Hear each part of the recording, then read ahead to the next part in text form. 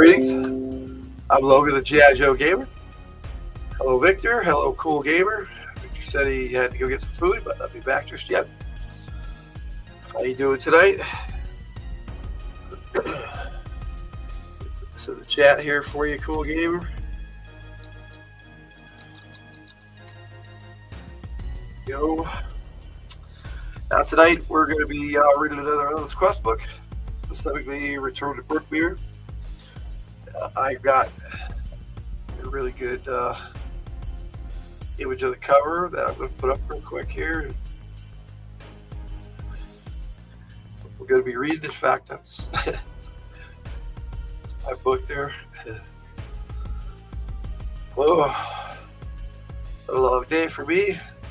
Hope everybody's having a good day. We chat a bit about things. For next month, we will most probably be doing this Endless Quest book read on the 4th of January. The second Thursday of the month is my son's birthday, and so I will be not doing anything on that day. But that's normal. Alright, so wait for people to filter in a little bit. Let's read the first little bit here. Return to Brookmere. Hello, Manny, the Hobgoblin Collector. How's it going?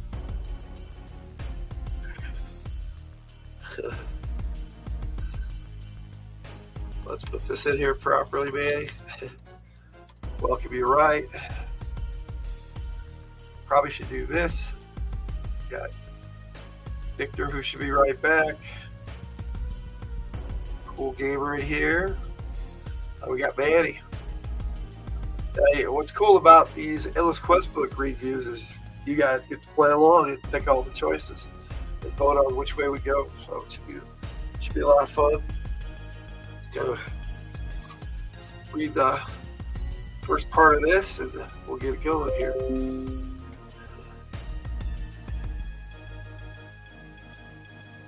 That is not what I meant to do, of course. Actually, gotta have some technical difficulties, right?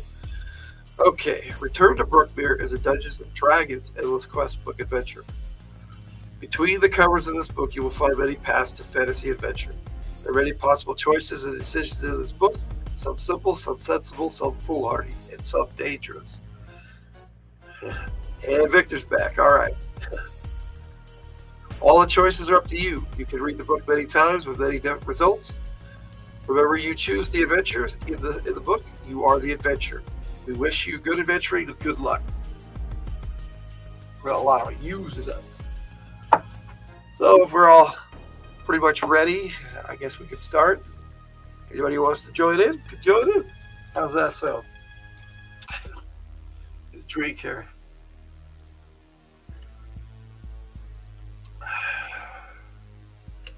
Cool Gamer likes to say hello. I don't know if he'll participate. That would be cool if he did tonight for a change. Not that it's a bad thing if you don't, buddy. Okay. Let's get us started here. And Return to Brookmere, you will be an elven fighter named Brian, or Brion. It's B-R-I-O-N. It's kind of a neat spelling for Brian. As Brian, you are 5 feet tall, and weigh 100 pounds. You have shoulder-length, honey blonde hair, pointed ears, and brilliant gray-green eyes. Like all elves, you have elven sight, allowing you to see objects up to 60 feet away in the dark by the heat that they give off. Although elves are not as strong as humans, they are very clever and quick. Elves are able to speak the languages of orcs, goblins, hobgoblins, and gnolls, as well as the common language of humans. Now, yep, as I guessed, I think like the first 8 books in the Endless Quest book series are written by Rose Estes. She's got a really interesting writing style. A lot of fun though. I do have a poll going on in the chat for what we're going to do next month, and right now we got 4 votes, and it looks like Night of the Tiger is winning. We'll see how that goes by the end of the night. Just hope I don't forget it. Cool G. For your adventure, your father, King Cedrus, has given you a finely made suit of silvery chain mail that covers you from head to waist. Chainmail looks like a heavy knit silver sweater, but it's woven from metal, not wool. Chainmail is light, flexible, and will protect you in combat. You wear your chainmail under a purple wool tunic, sturdy black leather breeches, and tall black boots complete your outfit. You are armed with a sword and a dagger and carry a polished metal shield. A leather pouch filled with food and water is tied at your waist. Well, let's see here. Hello, Superior Godzilla, Cyber Godzilla. I just want to say Godzilla every time, buddy. Sorry. Give you a proper greeting down here in the chat, too. If I can remember how to spell your name. Cyber Godzilla. Just got to break down little parts. All right. Gives you the description. That's pretty much you there on the cover. So that's a pretty good description of that, I should think. All right. So let's see here. There is a heavy, okay. Yep. There's a heavy gold chain around your neck. At the end of the chain is a golden charm worked in precious gems in the shape of a dragon's head. The charm is the fabled amulet, the mouth of Bibulus. With the help of this magical necklace, you will be able to speak with and understand any creature you meet on your adventure. The dangers awaiting you will challenge your skills to the limit. Gather your wits about you, take a firm hold on your sword, turn the page, and take the first step into adventure. Hello, Sith Lordly. Welcome. Yo, bro, in and out, but wanted to say hi from the hill. Well, nice to see you. Thanks for saying hi. If you want to participate at any point, you can. Hello, Kenneth Bird. Says hi, is everyone here? How is everyone here tonight? Hi to everyone here tonight. Sorry. A little out of it tonight. That's okay. Just a little tired. I did have a big week this week. All right, so that get this in the chat. I like to do this. I don't know why. It's just my thing. Give some Lordly and get a bird. Okay, so let's continue on. The dangers are when you challenge your skills to the limit, gather your wits about you, take a firm hold on your sword, turn the page, and take the first step into adventure. Now, I don't know why, but there's this really cool piece of art here, and it has nothing to do with what was just. But I guess it's the idea of going out into adventure. Works for me. All right. You are leading a party of 4 elven fighters on a scouting mission to the ruins of your former home, Castle Brookmere. Once this beautiful castle was filled with laughter and song. All that is gone now. Long ago, in the time of the Great Hunger, orcs, giants, and other monsters swept down from the far frost lands into Brookmere in search of food and treasure. They destroyed everything in their path, including Castle Brookmere. The outnumbered defenders of Brookmere were taken by surprise. They had no time to call on the neighboring kingdoms for help. Although they fought valiantly, the elves had little hope of victory against the hordes of monsters. Your father, King Cedrus, sadly ordered his people to retreat to avoid their complete destruction. Your family and friends fled Brookmere, saving only the few possessions they could carry on their backs. Your last memory of your beloved home is of foul monsters screaming insults at you from the captured castle's walls. Broken with grief, your father shook his fist at the ugly faces and vowed to return one day. Now he has sent you on a quest with 4 elven fighters to discover what remains of his castle and the treasure hidden in the dungeon beneath it. Your party stops at the edge of the forest that once ringed the castle and stares in disbelief. The only thing that still stands is the broken shell of a tower. All else is ruins. Scattered across the ground are enormous piles of boulders. The most noticeable feature on the ruined landscape is a wide black hole in the area of the castle that once housed the dungeon treasure vault. With the aid of your friends, you push aside some of the rocks and follow a winding stairway down into the gaping hole. You are halfway down when the stairs and part of the walls collapse. You seem to fall forever and are knocked unconscious. You awaken in silent darkness. Every bone in your body feels broken, and your mouth is as dry as the desert. You wonder what has happened to your friends. Far above you, you can see a faint light in the rim of the hole. Below, you can make out the dim outline of a passageway leading into the dungeons. All right, we already got a choice. There's our first mulligan page here. If you decide to climb back up and search for your friends, turn to page 93. If you decide to explore the passageway, turn to page 36. If you decide to sit quietly and think through your decisions before you take any action, turn to page 29. So, climb back up, explore, or wait. Yeah, it was one of the first ones I read too, Victor. I really like this one. I even have a set of amulets very much like Mimulus in this. I think the first one I read, though, was Dungeon of Dread, so remember that would be really cool. You picked page 29, so you're picking sit quietly and think. Well, I don't know if you were here when I did. I'll bring it up again. I got a really good pick of this cover, so can't hurt to show that off a little more. While we're waiting, give it a couple more minutes, and if no one else casts a vote, then we'll just go to 29, Victor. That's all good with me.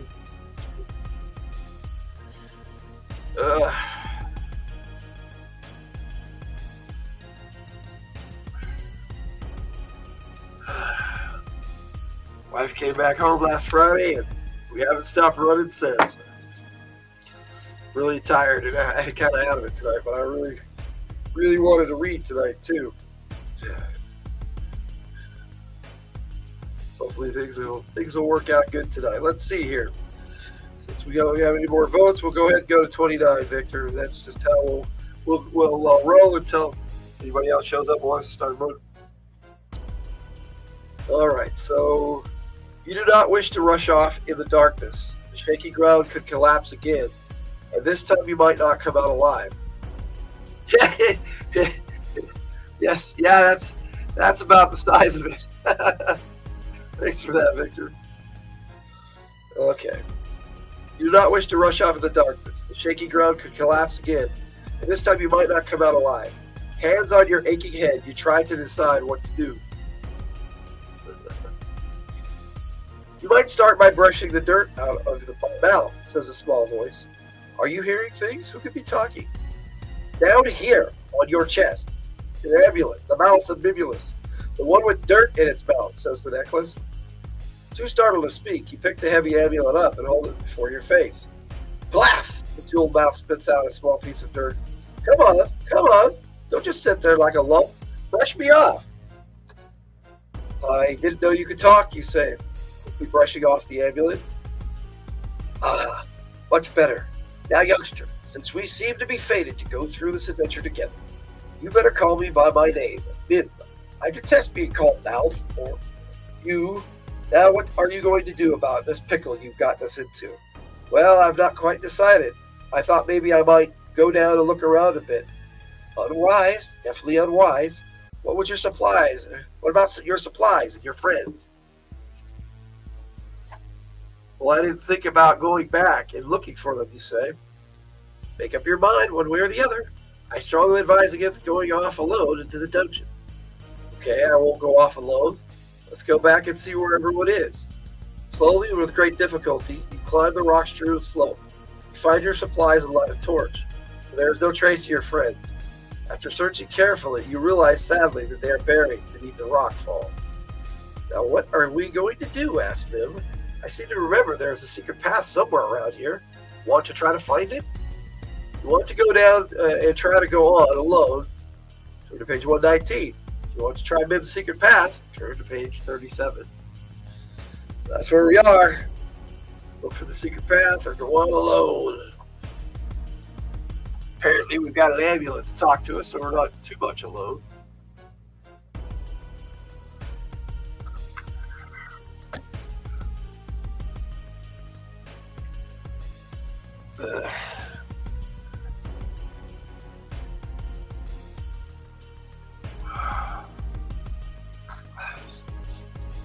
Let's see. Victor says, I learned to play how to make cool magic items from reading Rose's books and Joe Deaver too. I don't know about Joe Deaver, but definitely Rose Estes. I never read any of Rose Deaver. Take the secret path. All right, I guess that's what we're doing. Go to page 37.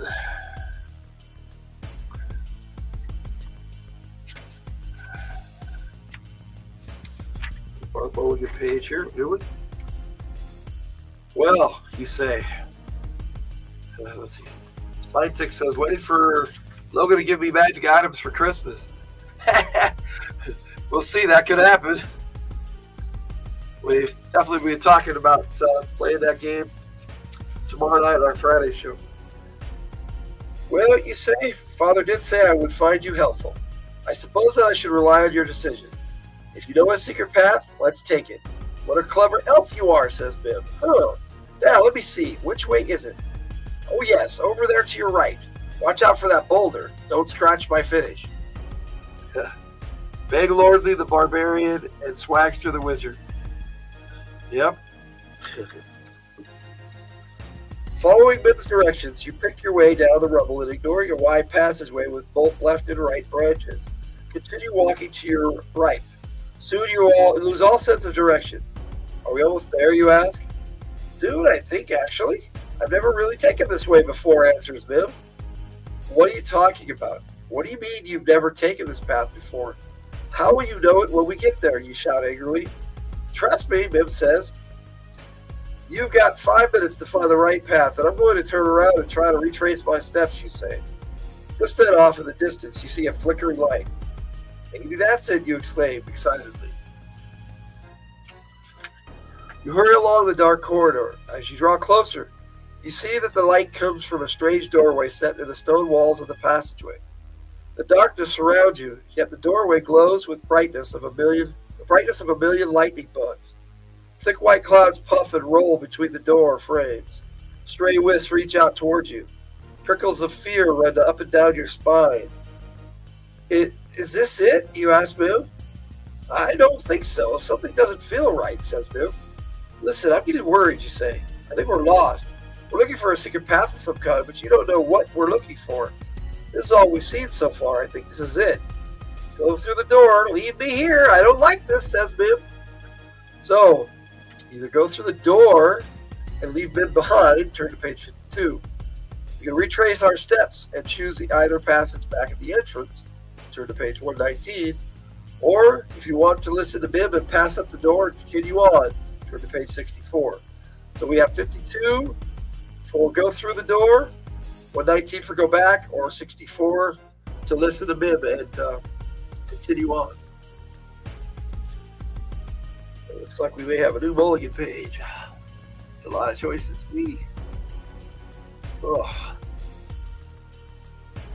64. All right. Give it a second to see if anybody else votes, but probably not.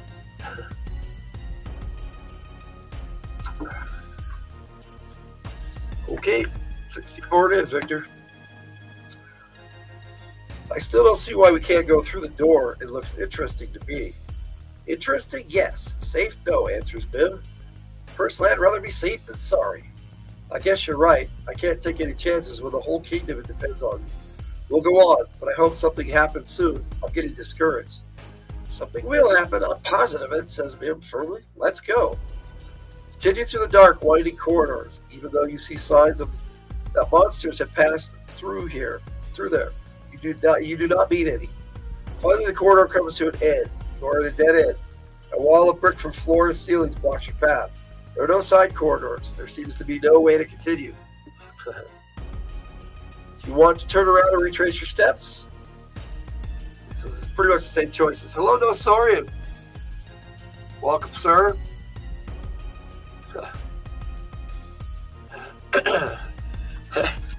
Hey, Joe. I like that. I welcome you properly in the chat here, sir. It's my little thing, I guess. All right. All right, so we can go back. We can check out the cloud door, or we can sit down and try to figure out why the corridor ended in a dead end. So 119 to go back, 52 to check out the cloud door, or 75 to try and figure out why the passage ended.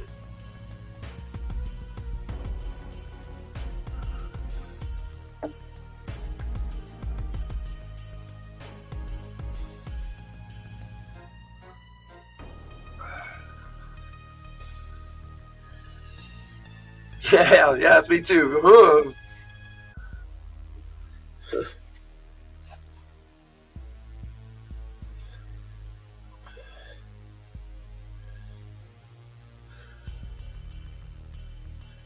Way the passage in. So we're trying to figure that out. All right. Why? Yeah, exactly. Why did the corridor end in a dead end? Okay, so that's turned to page 75. Lucky Purdue Mulligan page. Lots of choices there. Okay. You sit on the floor and stare at the wall in front of you. Who would build a dead end in a dungeon, you ask Bim. I don't understand this, says Bim. I know we've chosen correctly. I feel all tingly as though something wondrous is about to happen. Stand up and run your hands over the walls looking for a secret door. You find nothing. You start to knock on the walls looking for a hollow place. But the walls are solid stone and you find nothing. Let me see. Oh, do let me help. I can't bear to just hang around your neck helplessly, cries Bim. Bim, you can talk, but you can't see. How can you help me, you reply. Don't be so picky. In my own way, I see better than you. Hold me up, please. Orders Bim. Well, I'm not finding anything. Maybe you can locate something I can't, you admit. Holding Bim at head height, you pass it over the surrounding walls and ceiling. First, nothing happens. You cover almost the entire end of the passageway. Suddenly, brilliant beams of red and blue flash out of the wall and strike Bim. Stop that! That tickles! Shrieks Bim. A tingling feeling passes through the golden necklace and down your fingertips, numbing your entire hand. Shocked by the unexpected feeling, your fingers open and Bim tumbles to the ground. Take some care, you clumsy elf! You dropped me! Exclaims Bim. Bend over and try to find the amulet in the dim light cast by your torch. A strong draft of cold air drifts over you and blows your torch out. You are in total darkness. Who goes there? Challenges a ghostly voice. Who dares to enter this chamber uninvited? Stand and identify yourselves. We've got this cool picture of Brianna holding Bim up there to the wall. Pretty badass. These look like Easley or Elmore art. Elmo, sorry. Gosh, where did that come from? Larry Elmore, yes. Interior art by Timothy Truman. So the cover was by Elmore.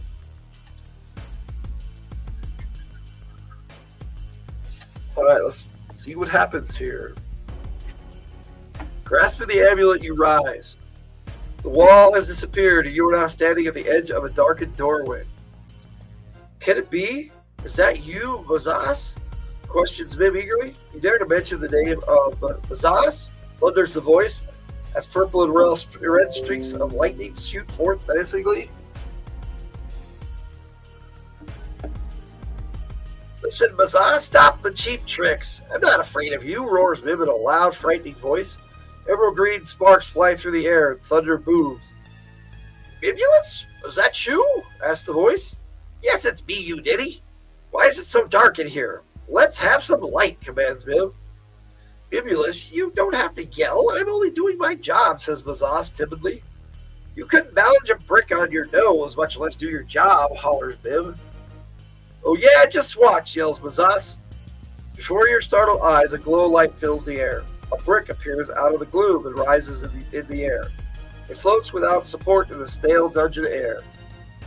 What does that prove, you quack? Says Bim. You could be holding it in your hands. Materialize, you fake.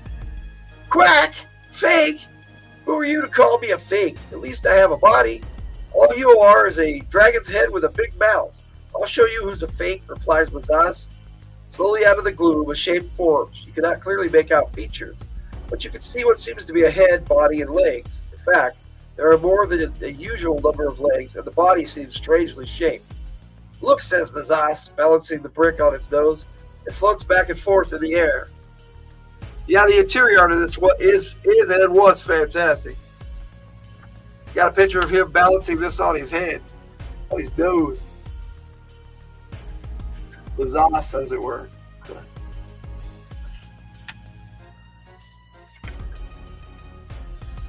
Let's see, let's put that up there. That's a good quote there. Thanks, Victor. Alright, so I applaud you, Mazas, says Bim, but why are you still here? Your mission should have been over long ago. I thought it would too, says Mazas sadly. I want to leave, but I have been commanded to stay here until my master returns. I am bound here until he returns and sets me free. Where is he? Asked Bim. Oh, he's still here. It's his mind that's missing, replies Mazas. I think we need an explanation, says Bim. Come over here, I'll show you, says Mazas, as it drifts slowly away. Don't you stand there, follow him, orders Bim sharply. Quickly move to follow the shadowy form of Mazas. Floats across a wide distance filled with small and large objects. A blue glowing light hovers above Mazas and provides some light for your path. In the gloom, you bump into small objects that hurt your ankles, and large objects that knock the breath out of you.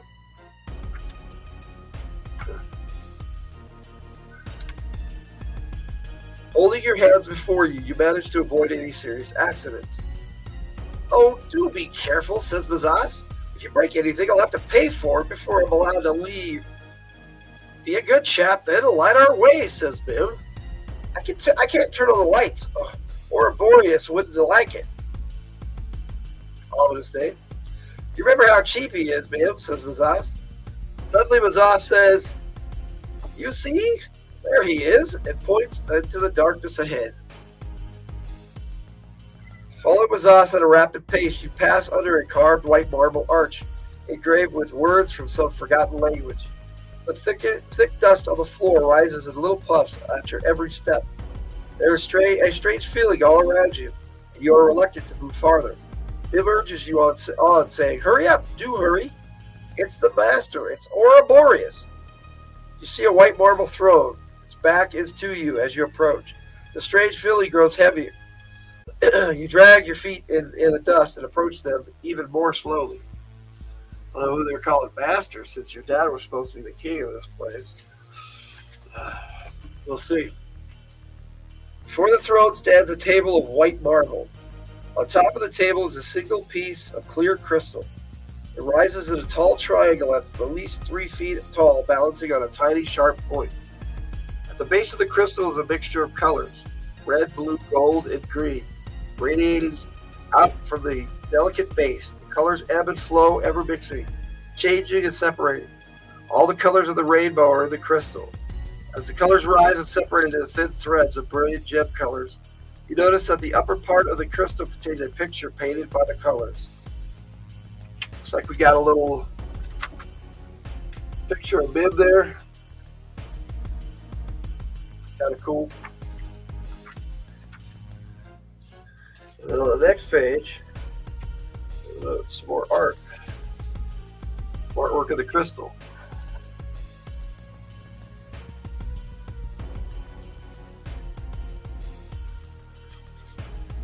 So that is pretty cool. Okay. You see, he's been sitting there like that, staring at the picture since the big battle. His mind is still out there somewhere.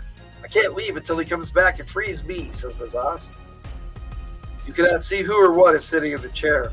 All of your attention is being held by the amazing sight. Curiosity overcomes fear. Ignoring all else, you rush to the crystal. Looking into it, you see yourself as a young child carried in your mother's arms as your family flees Brookmere. The colors painting the scene you do not move. They hold forever the scene of Brookmere's defeat. You can see the castle being destroyed by a vast army of monsters who appear to be following on your very footsteps.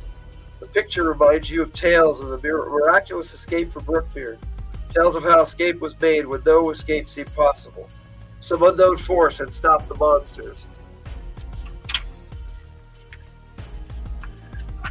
The monsters seemed frozen in their tracks until the last of your people escaped. Before you is the picture of the escape. You stare at the crystal, drinking in the details. Gradually, you return to reality and turn excitedly to Mazas, who stands behind you. Do you know what this is, you say? And the words seem to die on your lips. Seated before you on the white marble throne is Ouroboros, the master illusionist of Brookmere. Okay. Be careful. Don't touch him, says Mazas. If you awaken him, he'll lose the picture and be angry with me. Don't worry, you say gently. Sink you to your knees. You sit on the dusty floor and stare into wonder at Ouroboros. You look at the dust-covered figure before you. He won't wake up, you say sadly. How do you know? What do you know? Asks Mazas. He's dead, says Bim softly. Dead? How can he be dead?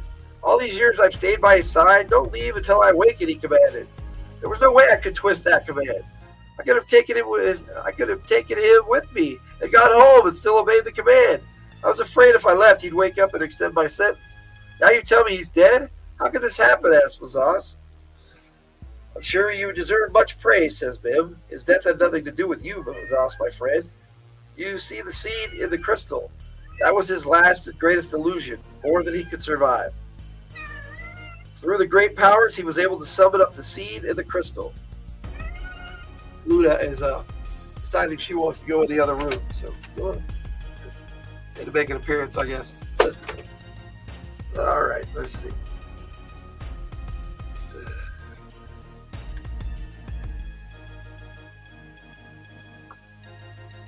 Through his great powers, he was able to summon up the seed in the crystal. He rejected his mind and halted the advance of the monsters until those of Brookmere who remained alive could escape. After that, his powers were so drained that he was unable to return to his body, and he died.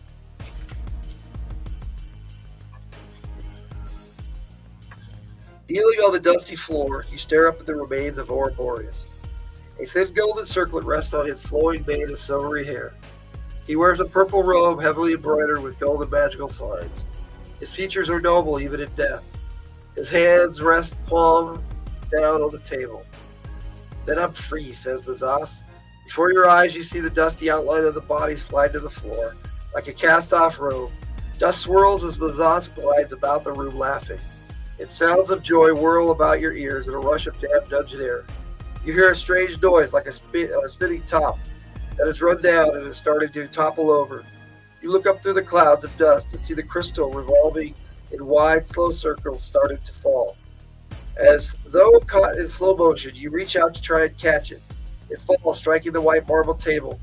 Many long, jagged cracks appear and a hissing sound is heard.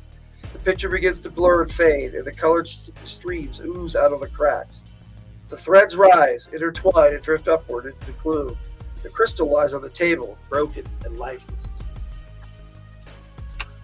They got a picture of the poor old dead illusionist.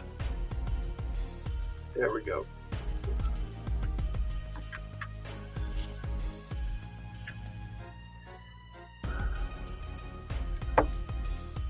Okay. Behind you there is a sound like sand softly blowing on the beach. You turn to see the remains of Ouroboros are falling to dust before your eyes. Soon nothing is left of the master illusionist but the gold circlet, some heavy gold chains, and the purple robe. Logan the illusionist. Okay.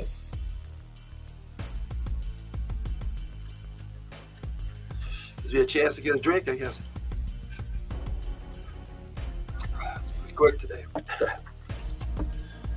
Okay, once again, the joyous laughter surrounds you. Great clouds of dust rise, the trailing, eerie wail, the shadowy form disappears from sight. Where did Mazas go? What was it? You asked Bim.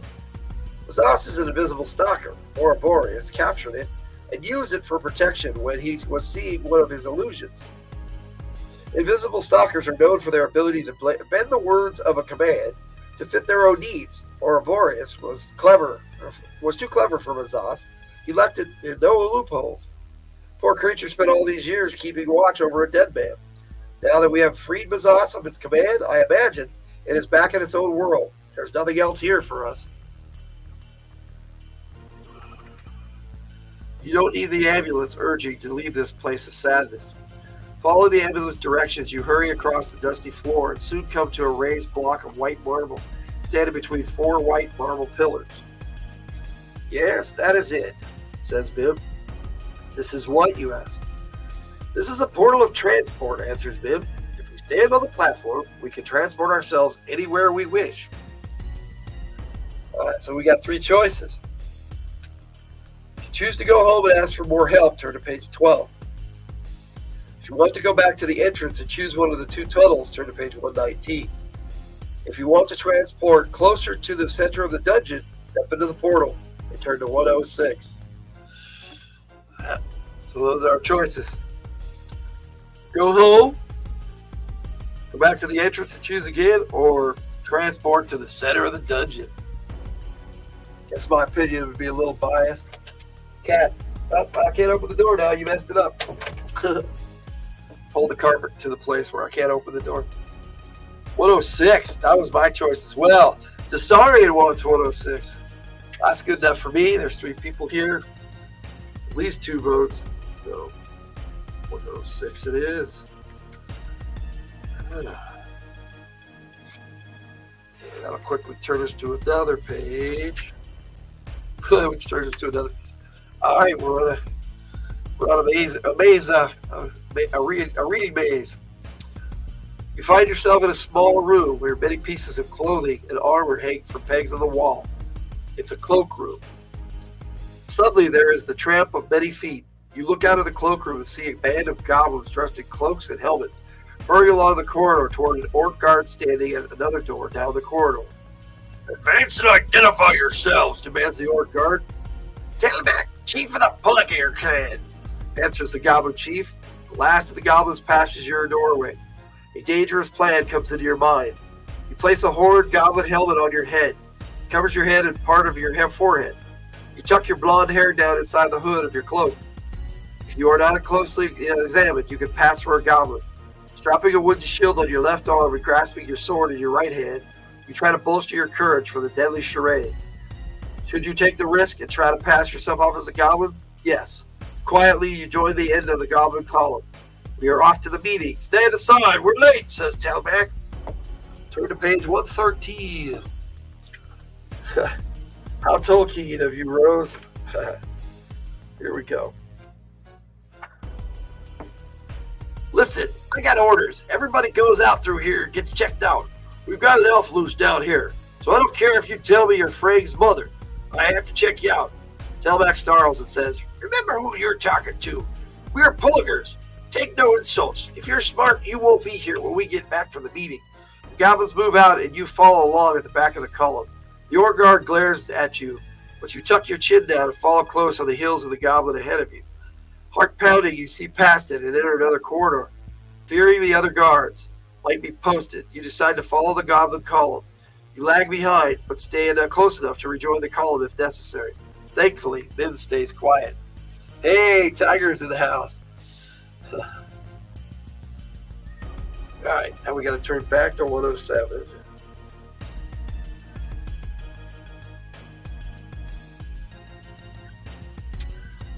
And here we go. Not quite a read on this one. We'll see what happens. The straight corridor is lit at intervals by torches. You notice that the walls have been greatly damaged and that now they are braced with wooden beams. There are signs of a battle. You wonder what could have caused the terrible damage. What could terrify orcs, goblins, and gnolls so much that they were working together against a common enemy? The corridor opens to an enormous cavern. The roof of the cavern flickers in the red light of many torches. Stalagmites and stalactites rise and descend out of the gloom like huge teeth. Centuries of dripping mineral water have created this glittering crystal room. Once it was your father's ballroom and meeting hall. Your happy memories of those days are shattered by the presence of the evil monsters who now fill the cavern. Moving like a shadow, you hide behind a stalactite. At the back wall of the cavern, a fossilized waterfall hangs in frozen space. Your father's throne still sits on the crest of the stone wave. Suddenly, a rat scampers toward the throne and leaps on the seat. Yes? I don't know, about a half hour, maybe now. Sorry. I was just going to make Go ahead and make dinner. I need to get Well, do what you gotta do, man. Sun's getting dinner ready. Alright, so that's figure out where I'm coming. Top of the page. Alright, here we go. When your father ruled, rats were hunted with weasels and dogs and destroyed. There were no rats in your father's kingdom. Now this foul creature sits on your father's throne before its kingdom of monsters. What can be happening as you watch the rat start to grow? First, it is the size of a large rat, then a cat, then a dog, then a sheep, then incredibly it is man-sized. As it grows, an even more horrifying change takes place. The rat's body changes to that of a heavily muscled 6-foot-tall man, but it still bears the tail, fur, and evil face of a rat. It's a were-rat. The were-rat leans forward and stares wickedly at the crowd of monsters resting its weight on the point of a razor-sharp sword. Thrown over its shoulders is a magnificent cloak of silver-gray fur. Its red eyes and white fangs gleam evilly in the torchlight. You try to remember all you know about were-rats. You know that were-rats can take the form of giant rats, man-sized ratmen, or full-sized normal humans. They are evil, powerful, and can demand the obedience of all the monsters in the room. By sheer force of its wicked stare, the were-rat quiets the noisy crowd. Even after the mob of monsters is silent, it continues to stare grimly at them. You know all the monsters are afraid, and that they will obey and follow the were-rat without question. In a chilling whisper, the were-rat begins to speak. Most of you know me. I am Frey. Frey, render of flesh. I am your leader because I have defeated all enemies. If I order it, you will die for me.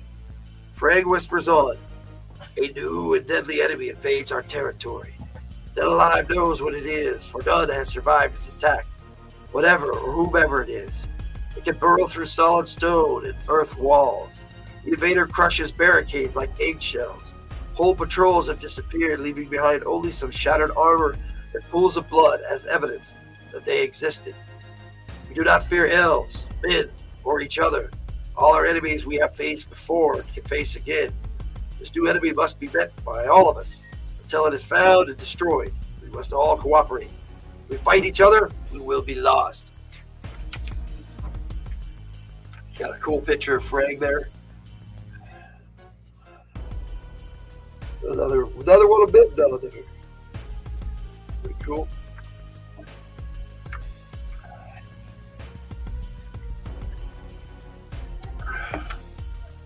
Frey lets its words sink in, then asks in its hissing whisper, "Are there any here who oppose me?"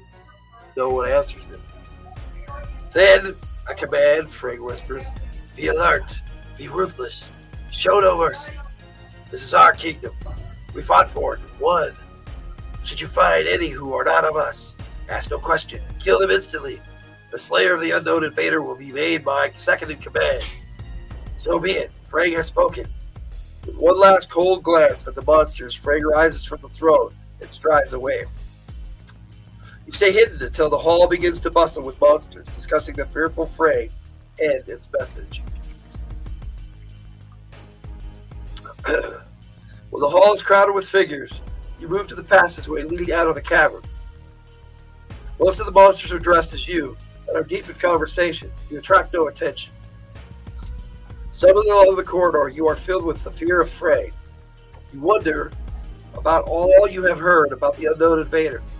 Moving slowly along the corridor, you see others with duties to attend to, hurrying ahead of you. You are the last of the echoing corridor. Ahead of you, the corridor divides into two branches, one going left and the other going right. "Which way should we go?" you whisper to Mim. "How about straight home?" replies Mim in a worried voice. "So, choose the left corridor or choose the right corridor. Left or right?" Simple enough. We'll take a quick little break here and give you some more drink. Apparently, went through this pretty quick today. Victor wants to go right. Tiger saying she just woke up. No, you don't make sense. And upstairs, my boy is argue with somebody else. This time I think my older sister. All right. Tiger chooses right as well. See if we can get one more vote. Still around, Asari. Sith Lordly.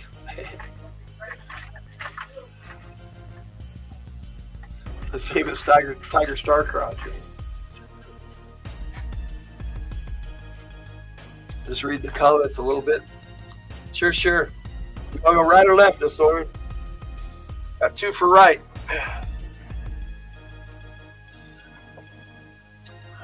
One more will seal the deal.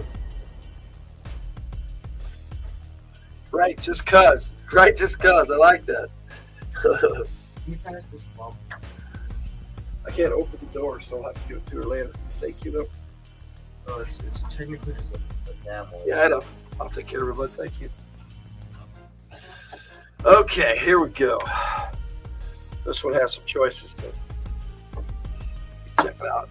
Hey, Ray or Didi, I can never see the question in the poll when I come in. Okay, it's about the poll, which I probably should check out anyway. That's asking what Endless Quest book we should read next month on the 4th of January. And your choices are Dungeon of Dread, Out of the Mirrors, Night of the Tiger. And currently we have 8 votes, and we're tied for Dungeon of Dread and Night of the Tiger. Unfortunately, poor Out of the Mirrors has only got 25% of the vote. So that's where we're at. Looking like a pretty nice neck and neck. So we'll see who votes for what. All right. You follow the end of the goblin column down the corridor. They move swiftly, talking amongst themselves. You overhear small snatches of their conversation.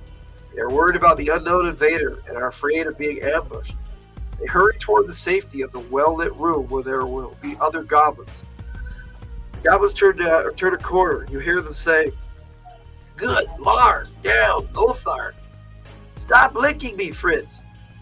Then there is silence. You wait for a minute. You make sure they are gone. You think that Lars, Lothar, and Fritz must be harmless pets. So you turn the corner and walk into the room.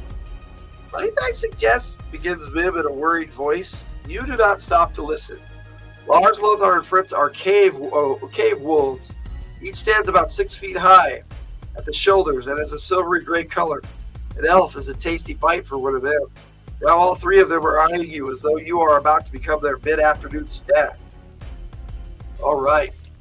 Renini's going to vote Dungeon of Dread. That was the first one I ever read. All right. So our choices are thus. You want to try to talk with them, these hungry wolves, with Mim's aid, turn to page 31. If you want to run away down the corridor ahead of you, turn to page 105. Or if you want to try to fight the cave wolves, turn to page 145. So talk with Mim's help, run away, or fight. Those are our choices. Why would you just drop it though? Just because it doesn't work doesn't mean you can drop it.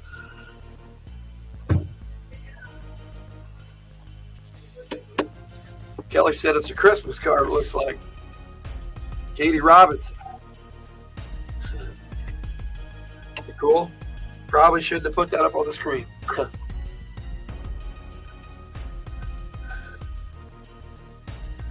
Okay. Mind the eggs. Yeah, exactly. So, what we do? Victor wants to fight. Rue wants to talk. Ray does. I don't know what mind the eggs means. Put that back up. Okay, so we got talk and fight. Mind the eggs was the choice, but it's funny.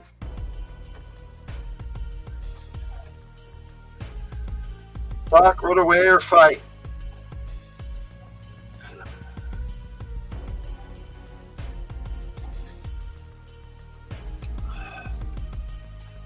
Yeah, I'm not putting the card back up, Ray.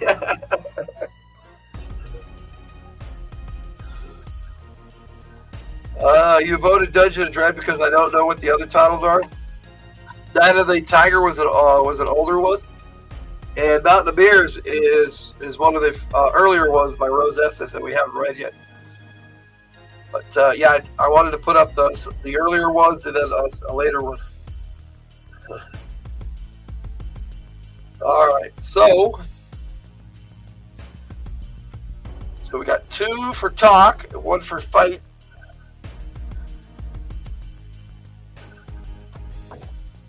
He voted Tiger. Cat's really tried to dig to get out, but she's not going to be able to make it. She pulled the carpet in front of the door. I can't open it. So. All right, so we got 2 for talk and 1 for fight. Get a vote for Nosari here.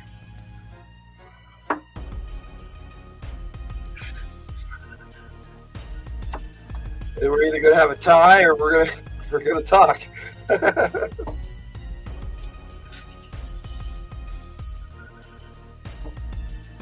Give it another minute here, a little bit. I guess we need to fight. Okay, so now we got a tie. So what I'm going to do for a tie, so I'm going to roll a die. If I get low, you fight. If I get high, unless if Lordly wants to vote, the choices are talk or fight. If you don't know what's going on, that's okay too. Luna's mad. Yeah, I don't. Yeah, well, did it to herself. What can I say, Tiger? Baker votes before he rolls. I hope so.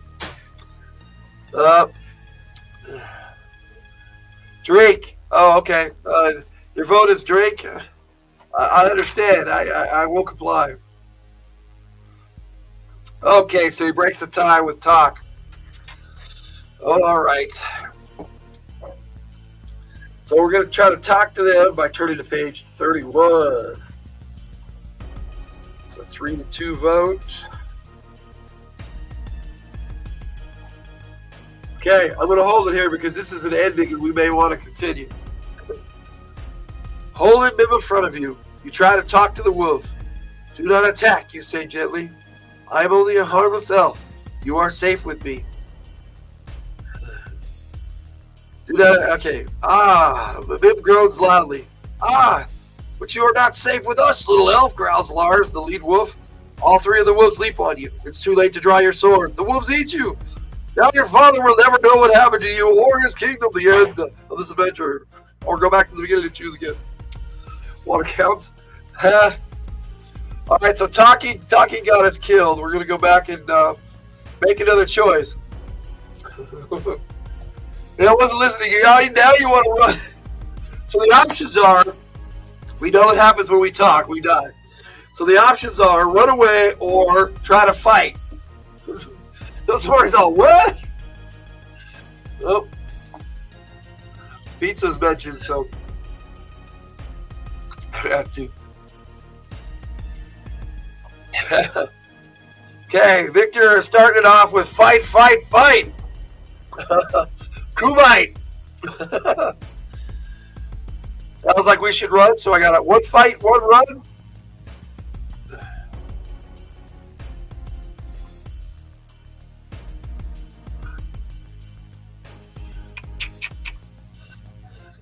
That Tiger's going with fight, so that's 2 for fighting, 1 for running.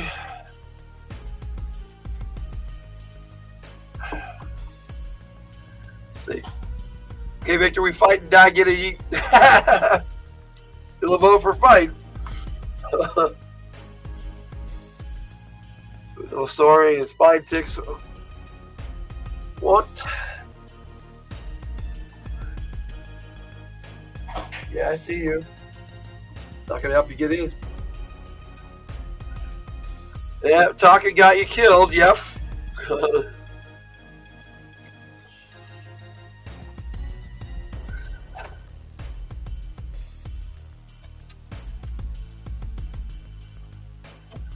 Running gets us pizza.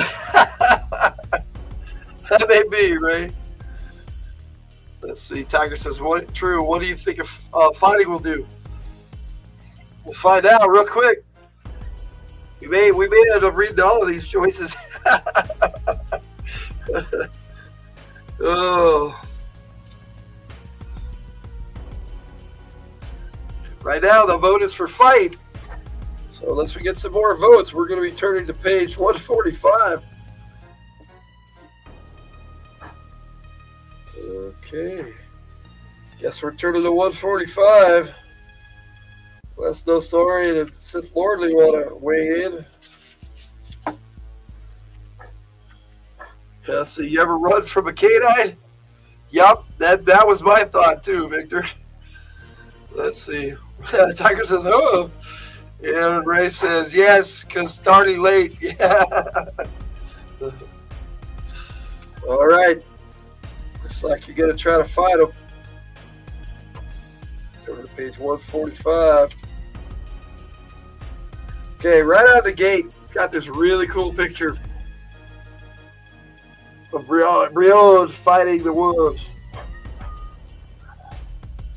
Yeah, you still have a scar on your back from running from wolves? All right.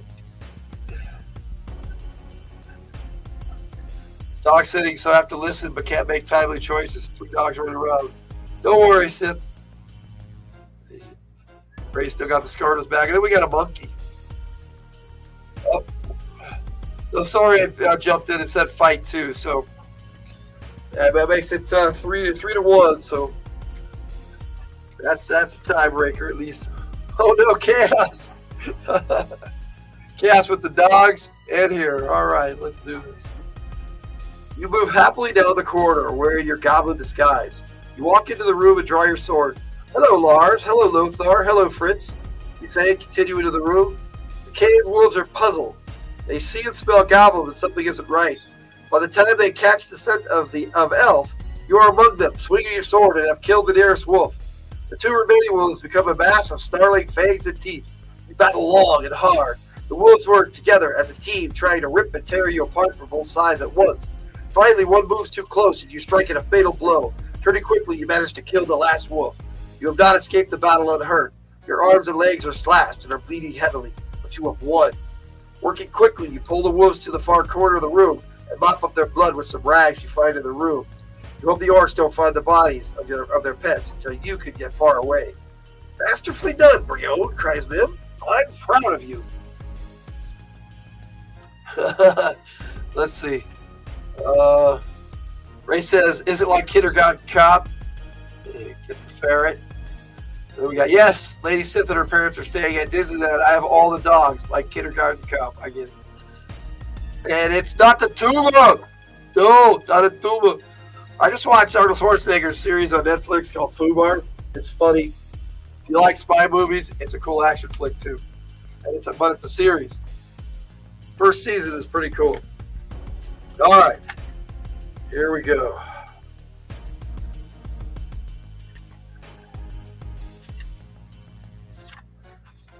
It's got a picture right away again of these goblins.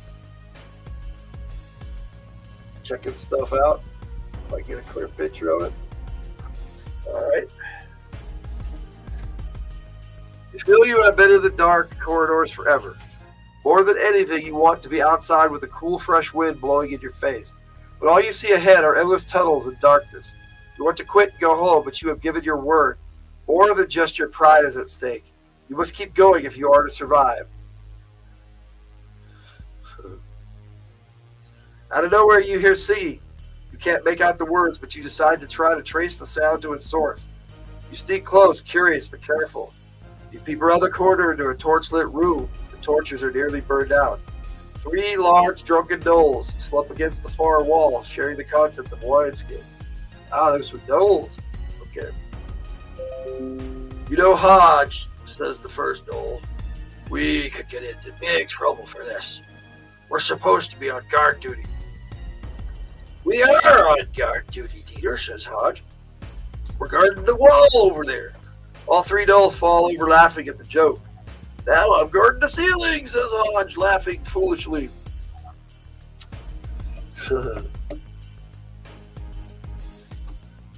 Dieter finishes the wine and put the opening of the wineskin to his eye. Look, Hodge! Rifkin! I'm guarding the wineskin! Your wine's all gone! Oh no, cries Rifkin, the third knoll. Can we get some more? No, someone would see us, says Dieter. We could go to sleep, says Hodge, curling up in a ball. Tiger says she guards the guard.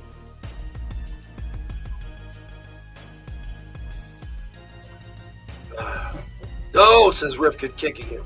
Stop it, both of you. Remember, we're on guard duty, says Dieter, swaying slightly. Groaning, all three stumble to their feet. They weave across the room in a drunken imitation of guard duty, tripping occasionally. Suddenly, all three collide with a clash of armor and fall to the floor in a tangle of arms, legs, and spears. May I suggest, Smith whispers, that you seize the opportunity to present the drunken monsters with some sort of permanent injury. You don't mean kill them, do you? You whisper. Youngster, you've grasped the essence of the situation, says Bib. Turn to page 22. Dun, dun, dun. The ambulance suggests murder. It's only Knowles, right?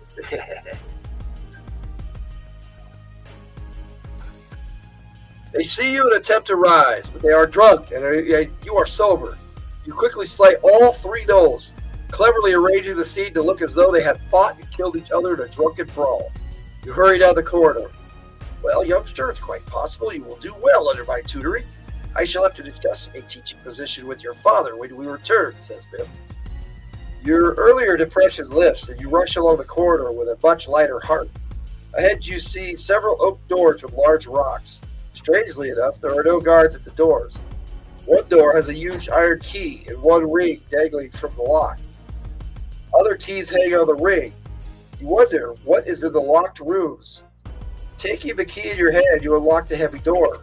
Creaking, it swings open. Holding your torch high, you look inside. Brilliant lights of rainbow colors flash in the torchlight. Look, you shout excitedly. All the gems of the world must be in this room. Where did they come from? This is 10 times the amount of treasure my father owned. Very good. Excellent, exclaims Bib. We may yet be rewarded for our labors. He says, I wish my earlier depression would lift. Yeah, I get you, bud. Very good. Okay, quickly you seize the key rings and unlock the other rooms. Gleaming gold, shimmering silver, and coldly flashing platinum are stacked to the ceilings. You race from room to room shouting, it's all here! All the treasure of Brookmere, and much more! Father will be pleased beyond measure. I hate to interrupt, says Bib, but where are the guards for these rooms? Why would treasure rooms such as these be left unguarded, with a key hanging in the lock of the door? Yeah, it's easy to get the winter blues. You step carefully into the corridor, sword and torch ready for action. There are no guards anywhere. The corridor ceiling and floor look scrubbed clean. You pause, thinking that it is very unusual to see no dirt. No cobwebs or moss in a dungeon, especially a dungeon inhabited by monsters. You notice a strange, shimmering trail going down the corridor in the direction you were heading. Even as you watch, the shimmer fades and it disappears. Maybe it's a giant snail, says Bib. Once I was in Brookmere, we caught one and broiled it with butter and garlic. It's quite tasty and fed three platoons. You stare at the floor and wonder if you imagine the trail. You shake your head to clear it. Well, I don't know what it is, but it's gone now. That's all I care about. We know the number of our enemies, their weaknesses, and the location of the treasure. Let's not worry about who, what, and why. Let's just get out of here.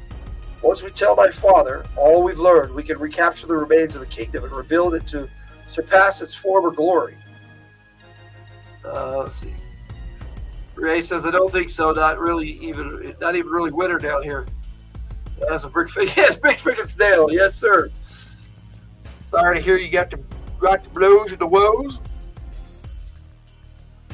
Let's try and take our minds off things. Okay. We're okay. Stride down the corridor. Entering a large room, you look around and see no guards. There are two wooden doors side by side leading out of the room, one to your left and the other to your right. You still wonder about the lack of guards by the entrance to the treasure room, but shrug off Bib's concerns. Halfway across the room, you see something that makes your hair stand on end. A skeleton hangs about 1 foot off the floor against the far wall in front of the two doors. still wears shreds of leather and metal armor. Still clutched in its bony hands are a sword and dagger. Even as you watch, some of the leather and bones slowly disappear. You notice the shimmery trail leads up to that spot and ends. Suddenly, the shimmering seems to ooze forward, slowly. So does the skeleton. You look more closely and see pieces of orcish armor all hanging in midair. As you draw back in fear, your torch casts a slight reflection directly above the skeleton. You touch the reflection gingerly with your sword. Immediately, you realize your mistake. It feels as though you have poked the sword into thick jam. Let's see. Ray says just long-term stress. Victor says, yeah, Ray, hope you get some good distraction to help. Yeah, me too. Betty Hill just called. Oh, yeah. My son's ringtone on her phone is Betty Hill. Betty Hill thing. He wants garlic powder. Oh, okay. Well, not much I can do about that at the moment. We're getting close to the end, I think. Let's see. Your sword seems to bend slightly. Before your eyes, an area of 10 feet by 10 feet shimmers and wobbles like jelly. It is a gelatinous cube, a scavenger of the dungeons that dissolves anything foolish enough to be in its path. Now that you know what you're looking at, its dimensions are easy to see. It looks harmless, but as the orcs found out, it's not. It glides towards you. As the wizard who created me would have said, "Then I ought to have heard him," says Bim. What does that mean, you holler? "Let's get out of here," screams Bim. If you decide to attack the cube with your sword, turn to page 129. If you decide to use your torch against the cube, turn to page 133. So fight or torch? Sword or torch? Looks like we have to fight. Let's see. Poke the sword in a thick jab. Yep. Let's see. Like an old Chili Pepper song. Torch. All right. Victor says torch. I salt. Nosorian says torch. And Rodini says fire. All right. So that's 3 for torch. It looks like we're torching. Apparently Tiger wants to use salt, but we don't have salt. So 133.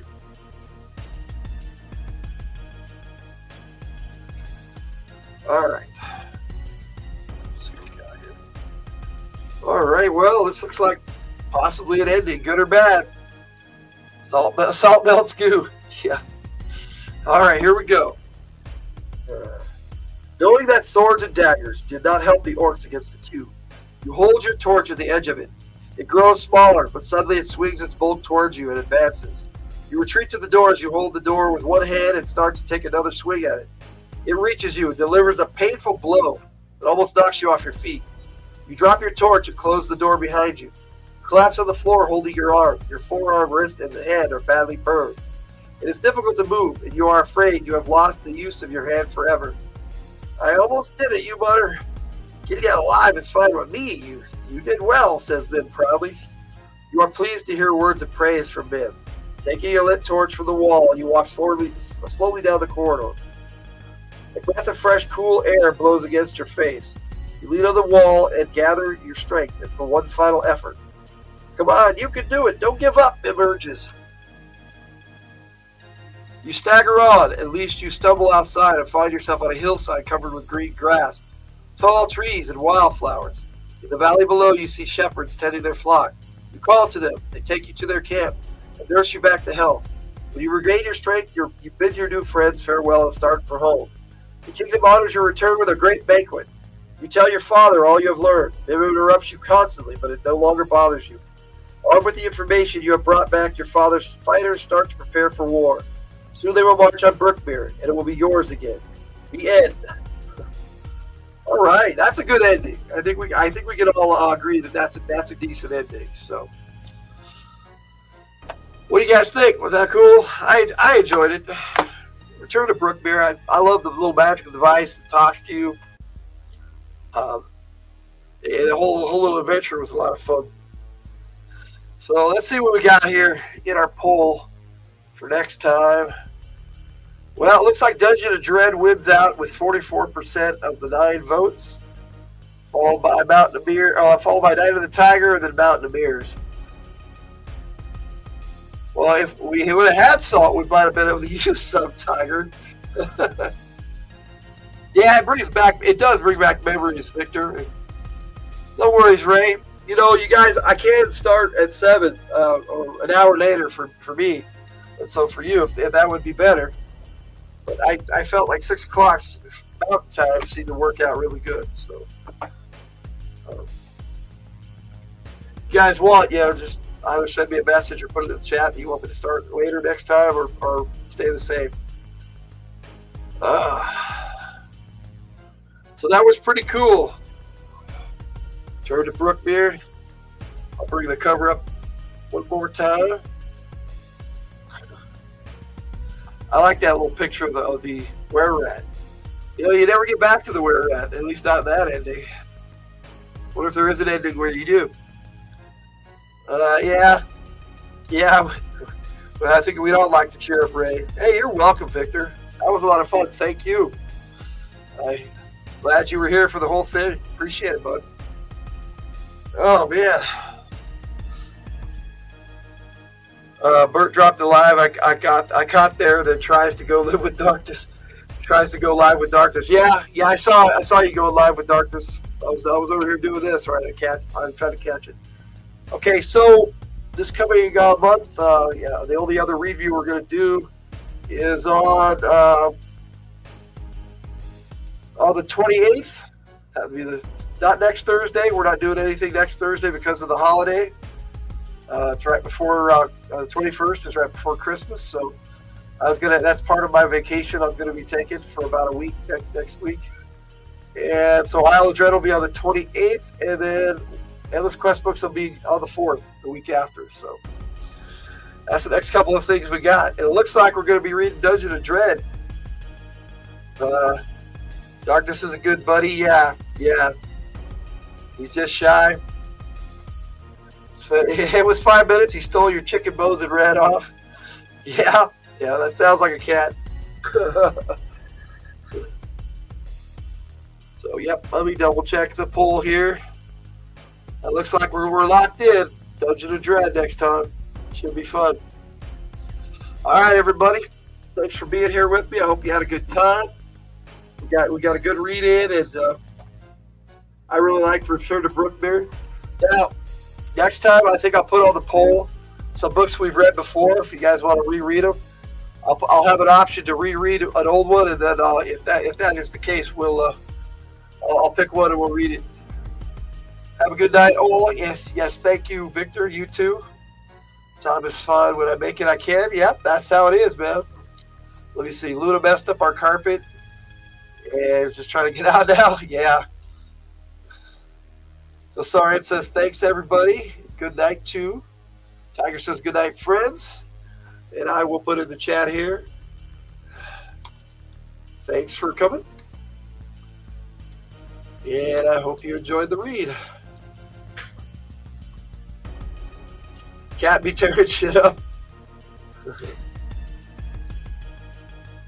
Enjoy the read. The reading. Oh, I should put review. Oh. Yeah, that makes more sense. All right, guys. Thank you so much for being here. I'll catch you next time. Tuna ticks. Tuna ticks. Good night, everyone. You take it easy. We'll see you next time.